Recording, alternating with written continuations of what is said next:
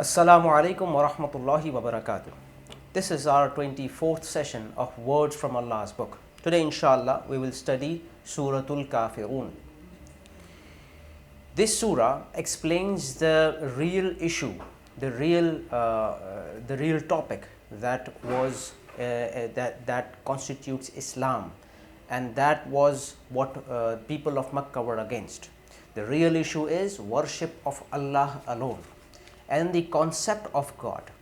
This surah clearly explains that the concept of Allah, the concept of God that Islam preaches, that Prophet Muhammad is propagating, is very different and completely different from the concept of God and gods that the people of Makkah are worshipping. The background of this surah, when it was revealed, is that when Prophet Muhammad was preaching Islam and preaching the worship of only one God, the people of Makkah, they tried different tricks in order to stop Prophet Muhammad but all of these tricks failed. So they thought of a compromise. So they came to Prophet Muhammad and asked for a compromise that they will worship Allah alone for some time, for a year or for a day. In return, Prophet Muhammad should worship their God and their gods and goddesses for a year or for a day. And they came to Prophet Muhammad in order to get a deal. However, Prophet Muhammad is following deen of Allah, is following the commandments of Allah. Prophet Muhammad cannot make any deal.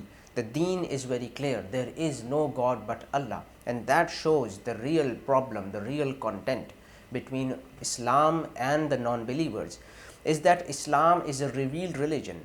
It is fixed by Allah subhanahu wa ta'ala. Human beings cannot compromise or cannot change it. Whereas the deen of others, the deen of kuffar, the deen of non-believers is not a revealed religion, and they change it and they make compromises for their personal gain. So this surah clearly tells them, clearly explains to them that it is not possible for Prophet Muhammad or any Muslim to worship any other deity except Allah subhanahu wa ta'ala. A'udhu billahi minash shaitanir rajim. Bismillahir rahmanir rahim. Qul ya ayyuhal kafirun. O Prophet sallallahu alaihi wasallam, say, O disbelievers, Ya ayyuhal kafirun, O disbelievers, La a'budu ma ta'budun, I do not worship that which you worship. Wala antum a'abiduna ma a'bud, nor do you worship that which I worship.